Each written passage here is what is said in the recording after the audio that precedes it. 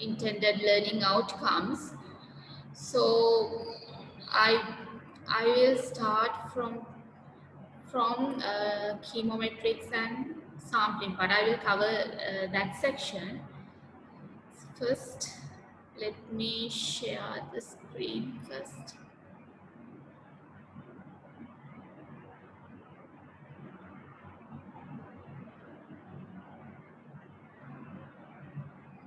Okay, so can you see my screen now?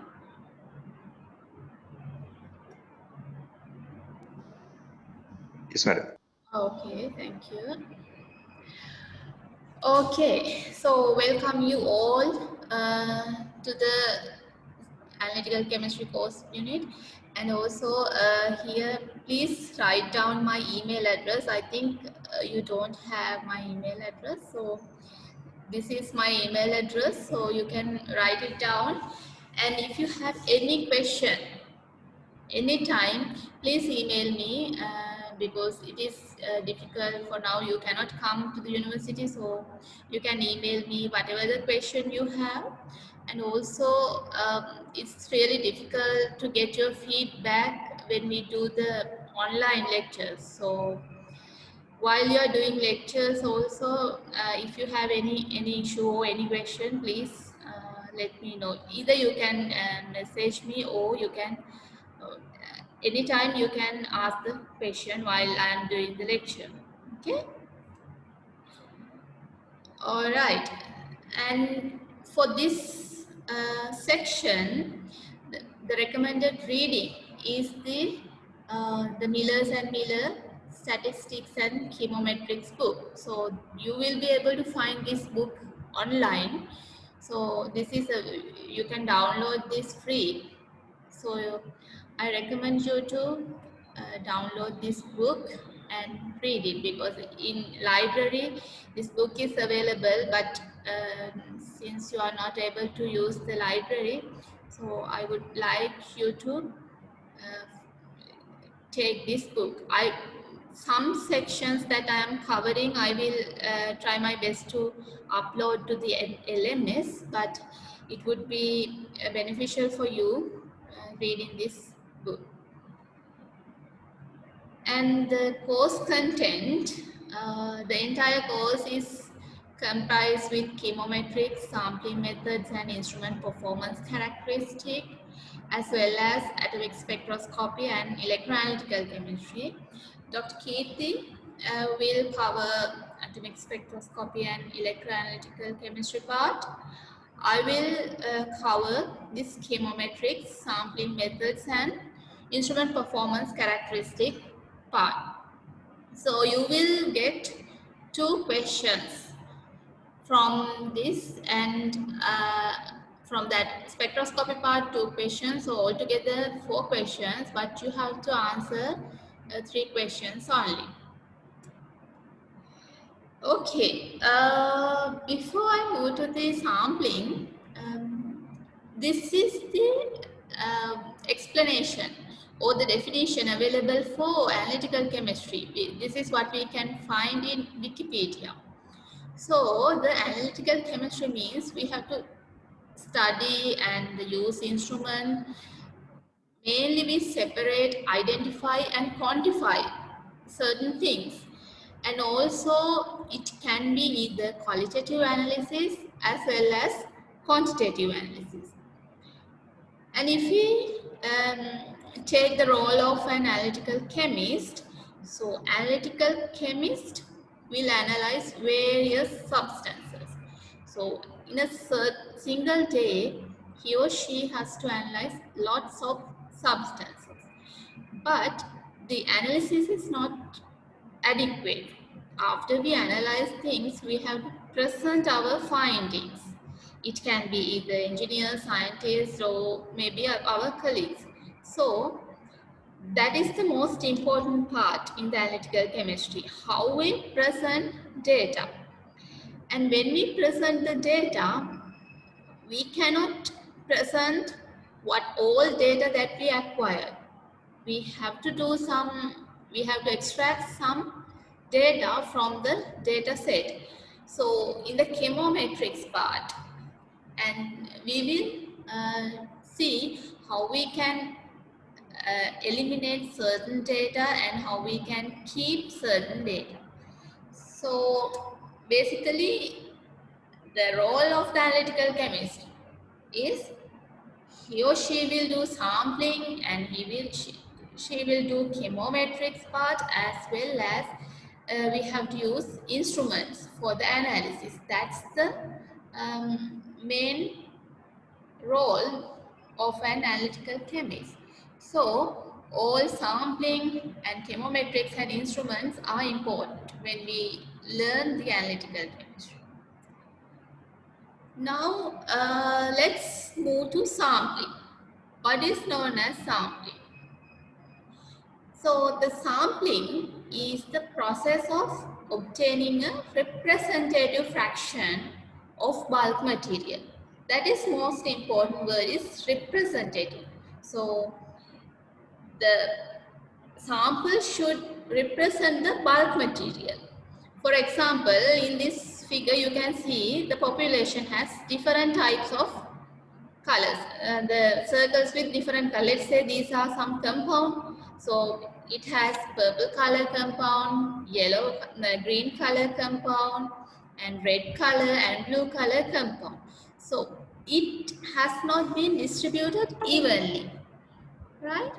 So we have to take a representative sample from this population. If we take a representative sample or representative portion from the population, we call it as sample. Look here, it has all colored compounds, right? Blue, green, red and purple. So this sample represents the population. Therefore, by looking at this sample, we can make conclusions about the population, right? And if this word is really important, that's why I mark it as a red color. So it should represent the bulk material. That is basically what is known as sampling. If we consider a sample, we can categorize in different ways. Samples can be either solid, liquid or gas. And also these samples can be heterogeneous as well as homogeneous.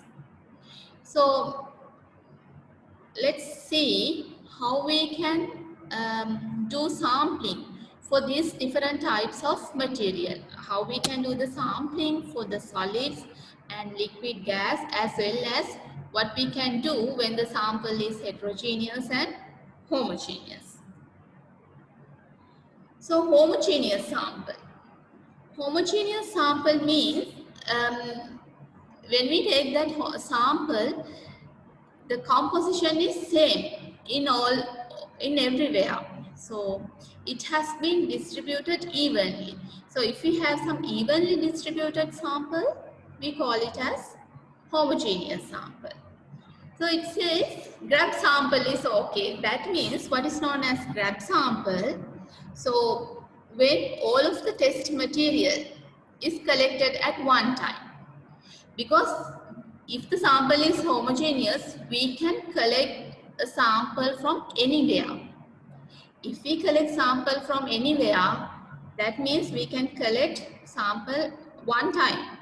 So it is called as a grab sample. So the definition for the grab sample is all of the test material is collected at one time. Right? For example, when we take a blood sample for, let's say we are doing a blood test, when we do the blood test, we collect the blood sample only once, right? We are not take blood from our hand and our leg, and we are not doing that. We just take blood sample from our hand. So that is the grab sample. We can do that one for blood sample because the blood is homogeneous, right? And heterogeneous sample. So in the heterogeneous sample, the sample is not distributed evenly throughout the space. So the sample composition is changing from one place to other place. Therefore, in order to get a representative sample, we have to collect samples from different places, right? This is the example. So let's say we are analyzing some protein content in a shipment of grains. So grains are in some, let's say, in some stacks or some bags. So we have to collect grains from each bag because the grain size or the shape or the age will be different from one bag to other bag. Therefore, we have to collect grains from each bag. And also, after collecting grains from each bag, we have to combine all these together and prepare a sample. It says here the gross sample. I will explain this word later, the definition for the gross sample. And also the sampling sphere is used to collect these grains. So, and let's discuss this one also later in this lecture. So that is the difference between homogeneous and heterogeneous samples, right? Okay. Now let's see what are the steps involved in a measurement process. So when we take any measurement using any kind of analytical tool, these are the steps we need to follow. The very first thing is we have to sampling. That means we have to collect samples and also sample preservation. So we have to keep it or store it in a certain places. And sample preparation. We cannot analyze the sample as it is. We need to do some pre-treatment or some preparation for those samples. And finally, we can do the analysis. So those are the steps involved in measurement processes. And now let's see the most important thing, the focus for our discussion is steps involved in a sampling process. So what are the steps, main steps in sampling process? When we do the sampling, what we should do? So the first thing is to collect sample. So bulk material is available. Using the bulk material, we can collect sample. So when we collect sample from the bulk material, we call it as a gross sample. So it can be few grams to kilograms. The gross sample can be few grams to kilogram. So gross sample means several portions of the material, several portions of the material to be tested are available in the gross sample. For example, let's say we are collecting water from a lake. So in order to take a representative sample, we have to collect water from near the bank and also from the middle of the lake, as well as from the bottom, as well as from the top of the lake. So from different places we are collecting water samples and we combine them together. That one is called gross sample. So it can be a few kilograms to grams. Then we reduce the sample, that gross sample, into laboratory sample. So from that gross sample, we make an homogeneous sample. We have to do some sample treatment and we make the sample homogeneous. If it is heterogeneous, we make the samples homogeneous, and from that gross sample, we take a small portion.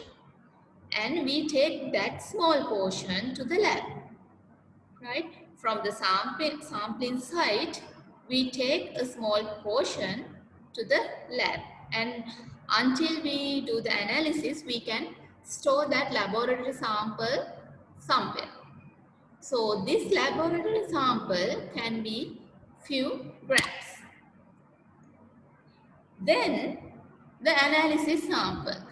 So that is the sample that we actually analyzed. We cannot analyze gross sample because it is a lot of amount, and we are not analyzing laboratory sample. That one we use as a storage purposes, and from the laboratory sample we take small portion. It can be a drop, few milligram or few milliliters. That is the analysis sample. So that analysis sample, let's say we are putting it into a spectrophotometer or put it under a microscope or something. That is what we used for the analysis, right? And if I'm saying again, if you have any question, please ask me. It's okay, you can disturb while I'm doing the lecture. That's totally fine. If you need any clarification, please ask me. Okay, then let's see sample size. So based on the size of the sample, we determine the type of the analysis we perform. If the sample size is greater than If the sample size is greater than 0.1 gram, we call it as macro analysis because it is in macro size. And if the size is between 0.01 to 0.1 gram, it is semi-micro analysis. And if the sample size is really small, let's say it's this much of gram, 0.0001 gram to 0.01 gram, so, which means it is in the micro range. So that one we call as microanalysis. And also, if it is really small, if it is less than 10 to the power minus 4 grams, so that is called as ultra microanalysis. So most of the cases we do semi-micro analysis, and also using the spectroscopy we do microanalysis, and also macroanalysis also possible. Even with our eye we can do macroanalysis, but we will do microanalysis using the spectroscopy and some other instruments. So based on the sample size, we can determine which type of analysis that we have to perform. So that's why sample size is really important. And also the samples can variable, there will be some variability in the samples based on the position as well as time. For example, some samples will change its composition with time. If we talk about an example, so let's say we are taking blood for analysis. If we collect blood after fasting, or if we collect blood soon after we have any meal, the composition is really different. So based on which data we have to acquire, we need to consider about the time and also the position. So when again, if we think about a lake, the composition of the water will be changed. It will different from one place to other place. Therefore, position is also really important. Okay. Now let's see how we can do solid sampling. The solid sampling is one of the most important thing that we have to do. So let's discuss how we can do solid sampling. Solid samples are most of the time it is most difficult to sampling compared to the liquid as well as gas. So the reason is it is heterogeneous. You can see when we take a sand, the sample of sand, it has different particles and different sizes. So and also the composition is not same. It is a heterogeneous compound. Since it is a heterogeneous compound, it is really difficult for sampling. And also the particle size. The particle size is highly different. There is a big variation of the particle size. Because of that also, it has some difficulty to do the solid sampling. And also the variation within particle. Even within one particle, the composition is different. If we consider a big chunk of sand, so the composition of that one will be different even within the particle. Based on these reasons, solid samples are difficult to obtain. And these solids are available in different form. So when the form of the solid is different, the sampling method will be different. For example, there may be some large particles such as ores. So metallic ores and metals, we have different methods of sampling.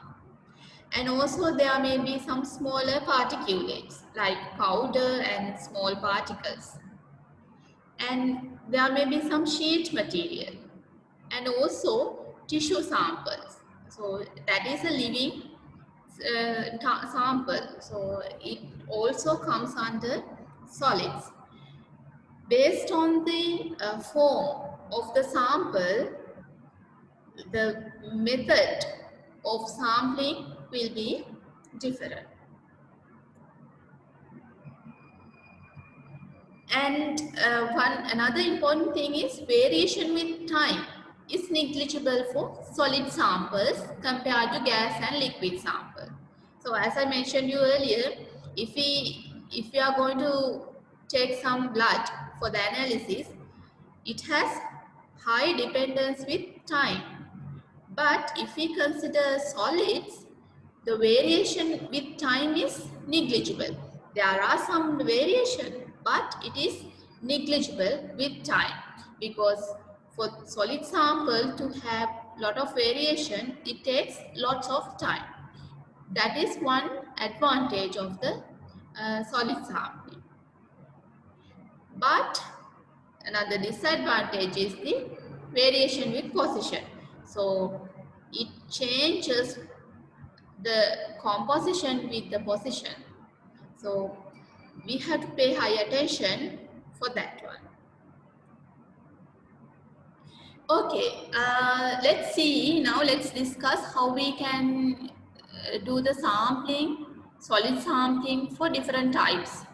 And for example, the first thing, let's see how we can collect sediments. So the sediments are something which is in underwater or something.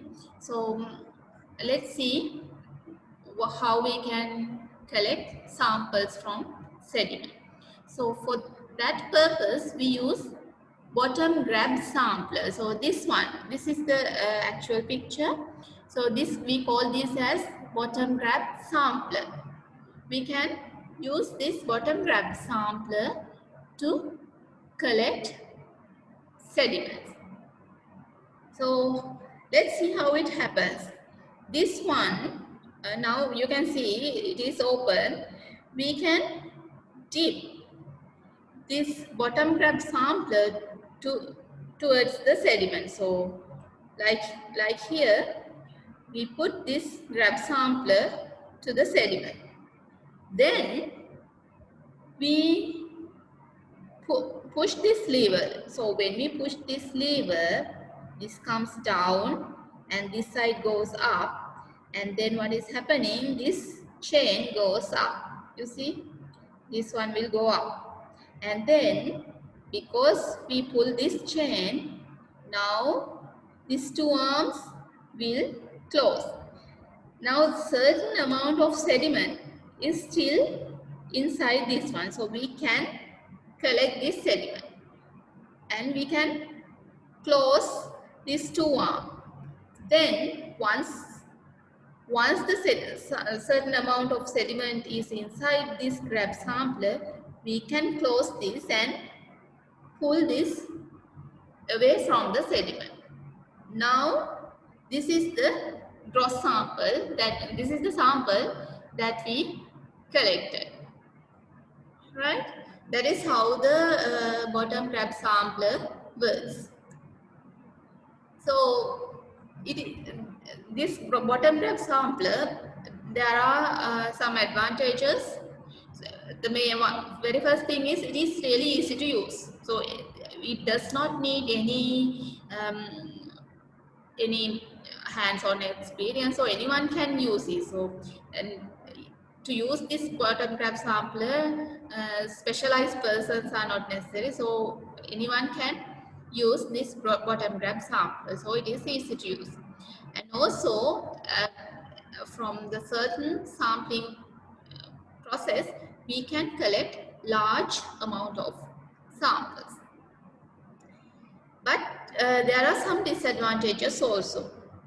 So when we collect this sediment, because these sediments also have some fine grain sediments also, not the coarse grained one. Fine grain sediments also available. So along with the water, because when we pull it up, the certain amount of water will flows out of the sample. So along with that water, fine grain sediments will also go away from the sample. That is the one disadvantage, because we cannot get a representative sample if certain amount of fine grain sediments lose from the sample. So it is not a representative one. So that is one of the main disadvantage.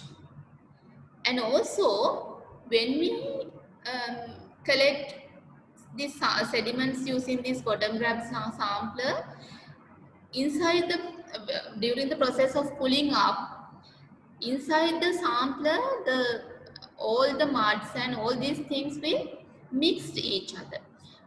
Then we cannot get any spatial information. Spatial information means we cannot test the sediments in the surface and we cannot test the sediments on the bottom. So it's difficult.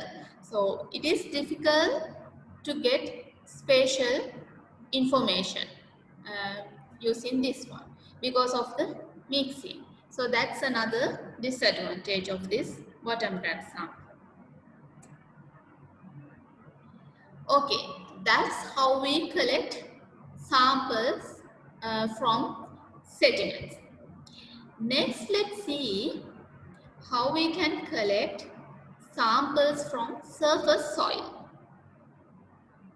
So the scoops or shovels are the one major thing used to collect samples from the surface soil. So here we can collect at depth up to 30 centimeter, and also even small containers of solid materials if there's a solid material, if there's a small containers with solid materials, we can use spatula or scoop to take samples from that one. So it's easy. And let's see how we can collect samples at greater depth. So in that regard, we will use soil sampler. So this one, you can see there's a small hole. So what we do, the first we push this sampler into the soil, like this image. We can push this one into soil. And when we push this one, the opening, this hole should open. And after we push it, certain amount of soil will capture inside the soil sampler. And then what we are doing, we can move this handle. We will rotate this handle. When we rotate this handle, now some amount of soil capture and it trapped inside the sampler. Then we can remove the sampler, and then again we can rotate the sampler and then discharge the collected samples out. So that is how we can use the soil sampler to collect soil at greater depths.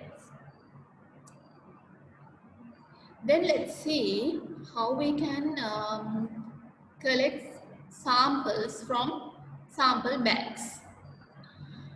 So bag sampling spheres or sack samplers, that I think in the very first slide I told you I will discuss this one later. So this is the sack sampler.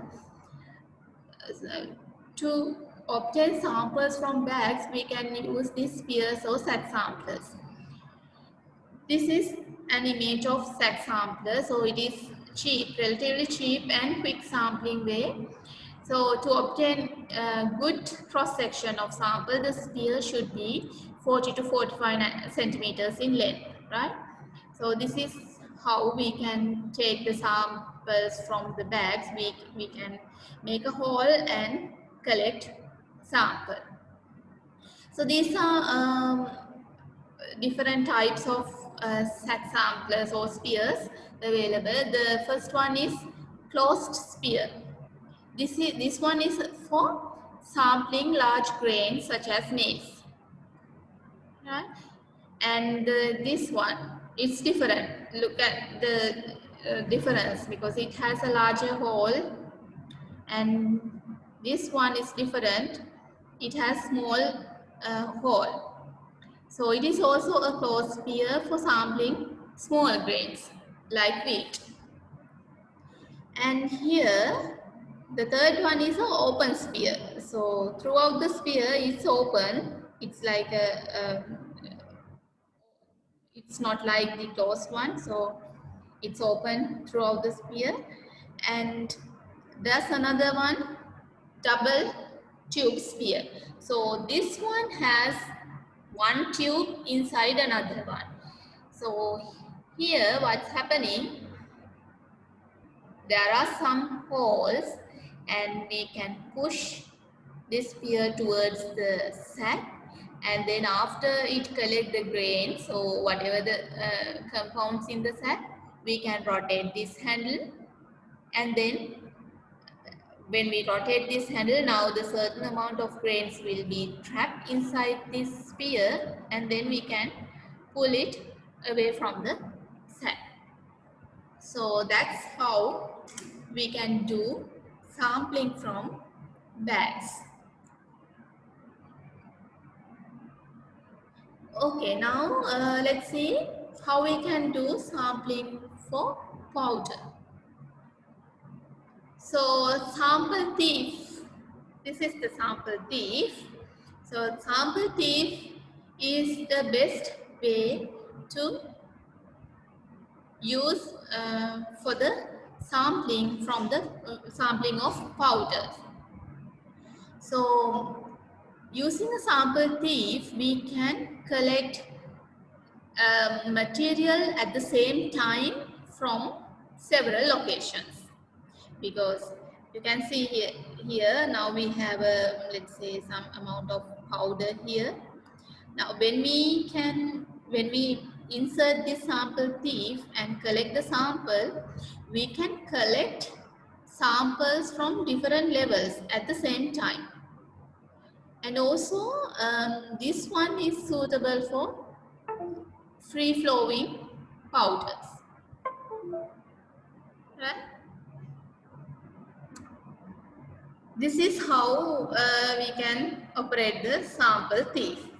So the powder thief, the first we have to insert the sampler into the product. So to the powder, we have to insert the sample. Then when we insert the sample, we have to ensure that the tip is inside the sampler body.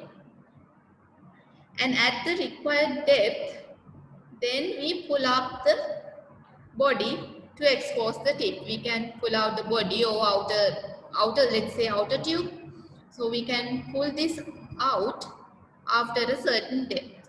Now the powder powder is in contact with this one, and then we here the powder will flow in and around the tip, and then we push down the body of the sampler to trap the sample. After we push down the body, then we can withdraw the sample, and then to withdraw the sample we have to pull up this outer cylinder again, and then we can collect the powder. So that is how the powder thief works. There's another type of powder thief like here, and also we discussed that one earlier also. So here also these empty pockets are available. Now we insert this to the sample, and then we rotate it.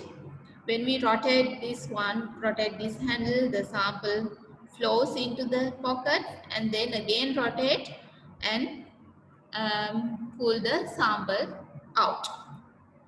That's how powder thief works. Okay, that's for powder. Now let's see how we can sample metals and alloys. Before that, is that clear? Am I too fast or too slow, or is it okay? The speed, is it okay?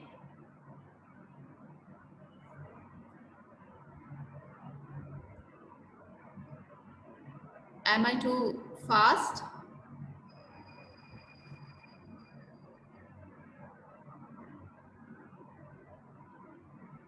So no one is available.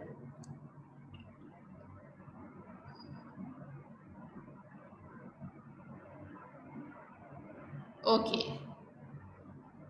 All right. Speed is okay. So I will move. Okay. Then let's see how we can do the sampling for metals and alloys.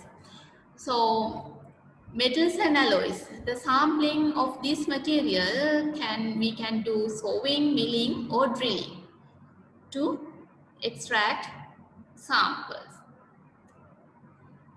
So when sampling a metal, it is necessary to obtain material from both the surface and the interior. It's common for all, because surface and interior means the surface will be different, because if we consider a pure metal, now the surface is in contact with the air. So the metal will undergo some reactions with the air or waters, and the metallic surface will be oxidized. So therefore the composition is not same. The surface composition is not same as the interior composition. That's why we have to do the sampling from the surface as well as from the interior. And for example, if we do a wire, if we take a wire, so we can cut it into pieces. And the metals also, drilling is also possible. We can drill the metal, and by drilling we can extract samples from different depths. That's for metals and alloys. And the biological tissues, that one also comes under solids, because when we do the sampling for biological tissues, we can categorize it under solids. So The biological tissue sampling, normally we do it by removing entire organ, and then we have to homogenize it. So we can homogenize homogenize and take a small portion for the analysis. And also, to form a composite sample, we can add small portions of different portions, and we can form an analysis sample.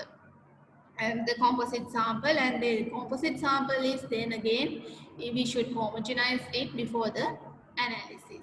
So the biological, that's for the biological tissue. And for the solids also, not only for the solids, whatever the sample we collect, I mentioned you earlier, as soon as we collect it, we call it as grab sample, the gross sample. And the gross sample, then again we have to reduce it to laboratory sample, and then we take small portion to take the analysis sample.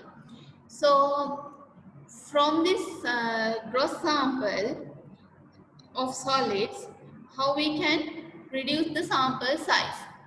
Suppose we have a gross sample. We cannot just take a small portion and tell, okay, this is the laboratory sample. There should be some way, there should be some meaningful way to reduce the sample size, and also it should be a random way. So otherwise, even though we do the homogenization, we cannot get a representative sample. I told you in the beginning also, the most important thing is to get a representative sample of the bulk. Therefore, there are some techniques that we follow to reduce the sample size. The first one is the coning and quartering. So the name implies how we do the reduction. So coning and quartering. Coning. Here, first step, we mix the grain and make it homogenized, and then arrange it as a cone. You can see it, right? Now it has a conical shape. So now it's a cone. Then we flatten the cone. See in the second one. So we flatten this cone. When we flatten the cone, now this is after flattening. Then we do the quartering. In the quartering, first divide this cone into half, like here, the first division. Then again, that divide into another half, this side. So this is the second division, like here and there. Then now we have 4 quarters. See, after 2 divisions, we have 4 quarters. Then what we do, we combine these two. Opposite quarters are combined and retained. So we combine these two, and again when we combine these two, the sample size is reduced, right? And we are not taking other two, only one opposite quarters will be combined, because the purpose is to reduce the sample.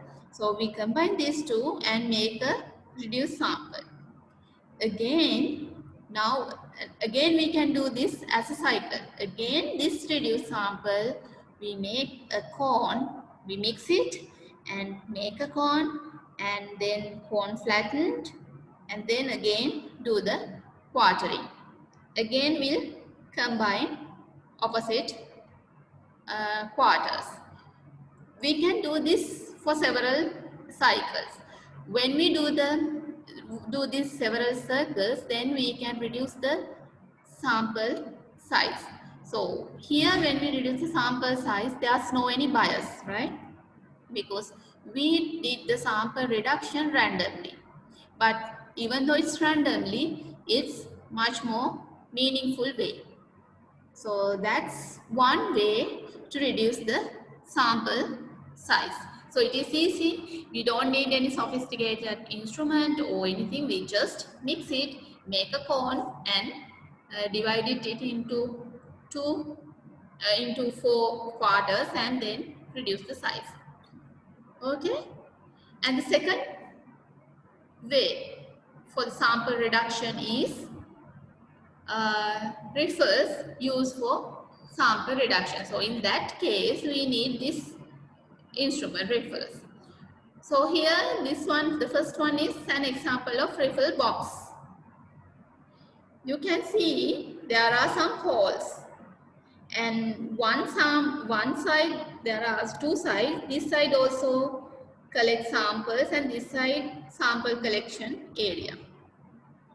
The bottom figure also represent the example of riffle, right? So what we are doing here, from the top we will add the our gross sample. So we'll add our gross sample from here. Then after adding gross sample will be on the top of this riffle, and then what is happening, 50% comes this side, 50% goes that side. That means we are dividing the sample into 2, 50 here, 50 there. Then we can collect one portion and we can discard this one, or we can either discard or we can keep for further analysis. Again, we can, if we need to reduce more, again we can remove this part and we can keep it for later use. And again, this the solid which collected here, we can add here, and then again divide it into 2 portions. Right? That's one way to reduce the sample size. And here also another sample reduction way, this one is rotary sample divider. So what is happening here, it has this sample collecting let's say sample collecting holes.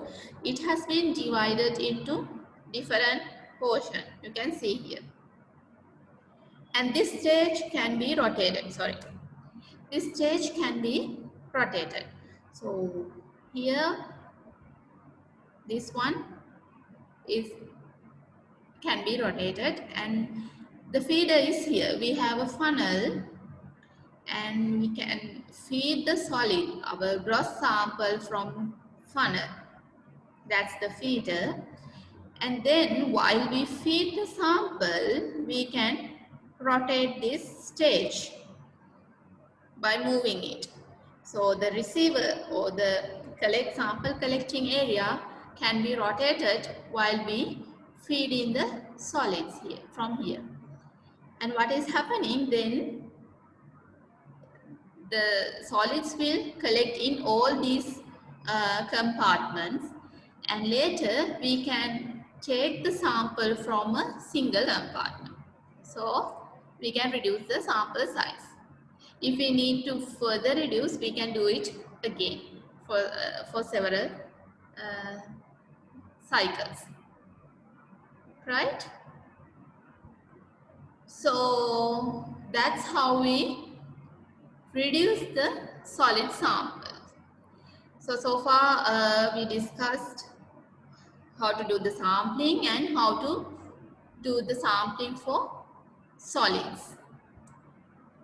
Next, sampling of liquids. I think, yeah, let's start this one also. And we have 10 minutes, so let's finish this one. Up to this point, any question?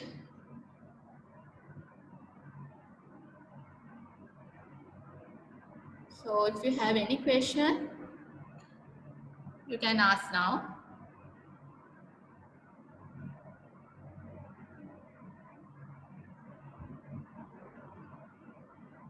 Okay, seems like no question. And also I think if you can, please send me your index numbers, because um, I need to have your index numbers, so you can type a message and send me send me your index number also. Okay, let's move to a sampling of liquids.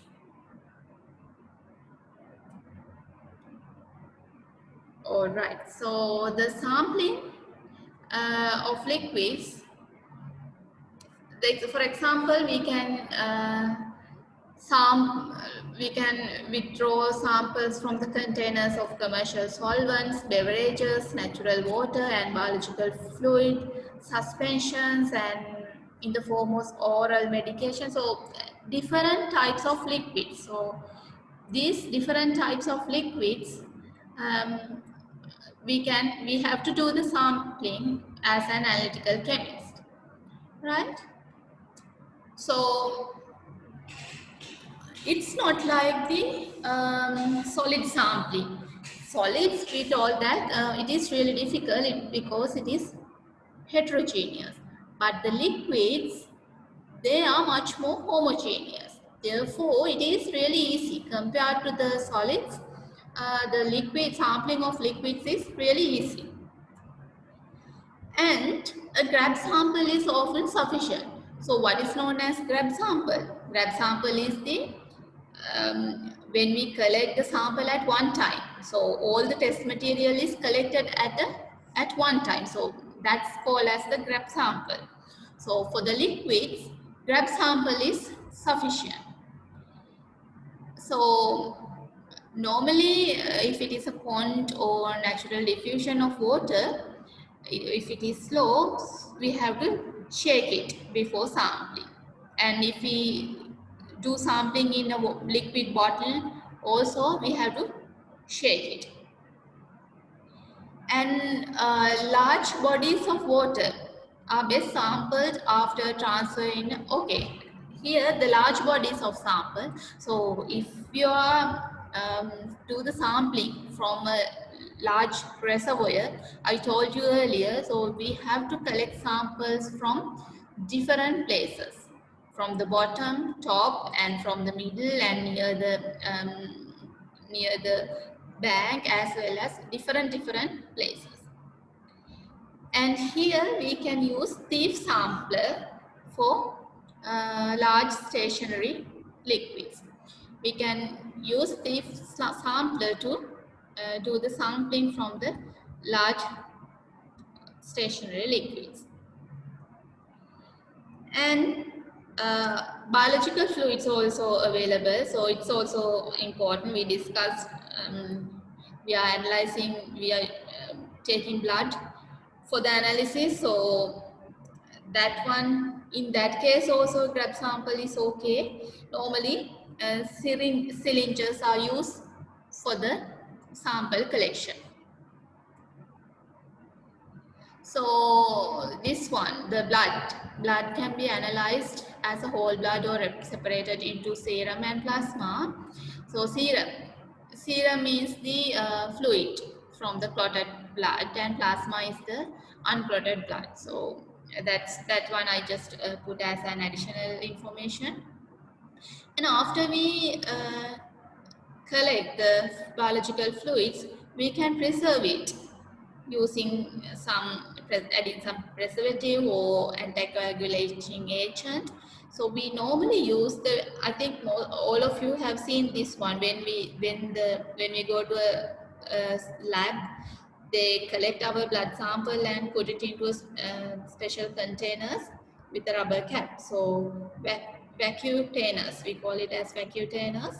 So once we collect blood samples, these vacuumtainers can be used, and blood samples can be stored there. Okay, this thief sample, can you remember the powder thief was used for the powder analysis? Similar to that, liquids also can be collected using this thief sampler. So operation, how to operate this thief sampler is same as the powder thief. We insert this and then rotate it, collect the liquid into the sampler and then again rotate it, close it and remove the sample. It's same. And also pipettes or pipettes also can be used for sampling homogeneous samples. Okay, this is a grab sampler. Similar to the solids, this one is little different. This is for the liquid grab sampler. So here, liquid samples are normally for the liquid samples, it consists of the metal container. Like you can see in this image, it has a metal container, and then small bottle is placed inside this, and then this bottle is closed with the topper, and then we put this into the reservoir. So normally this grab sample is used for larger reservoir, and we put it into the reservoir and then open the lid with the we can have some connection with some let's say some needle or something. So and we open the top of the bottle and then collect the liquid sample and then close it and then remove the sample. So that's how the grab sampler for liquid works. Right. So this is the steps involved. So we lower this to desired depth in the liquid, and then a wire is attached to it, and then open the sample bottle. It is filled and then automatically sealed, and there's a cable connected to it, and we use that cable to lift the sample. Okay, so that's how we can do the sampling of liquid. And we have to do the sampling of gases. I think since the time is over, I think let's finish from here. Let's stop from here. And this is it's too easy, the sampling part. And any questions up to now? Is that clear?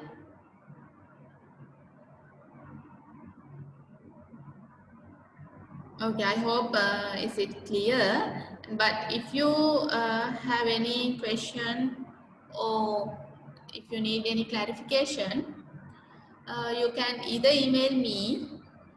Yes, you can email me. That's the only way we have for right now. So just email me, and I will share these slides in LMS also. And from next week onward, I will do the lecture from 2 to 4, and Dr. Keith will do it, I think, on Thursday. I'm not sure the date. Thursday, Dr. Keith will do it. So from next week, next Monday onward, I'll take the lecture from 2 to 4. Okay. So, all right. And if you have any question, you can email me. All right.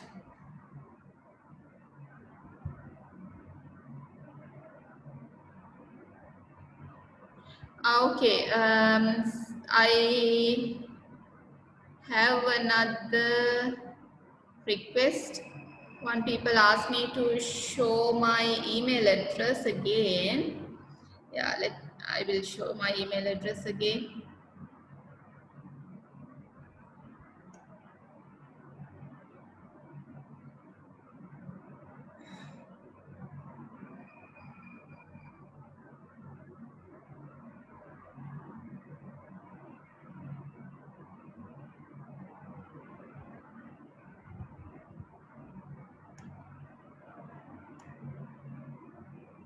Okay, it's here.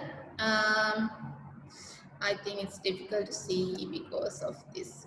Yeah. Okay. WKKD Sirivardhana at chem.ruh.ac.lk.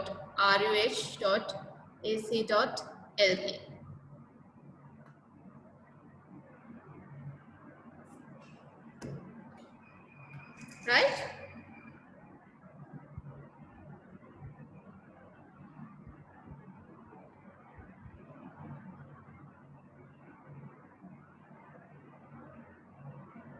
Okay. Okay, then have a good evening.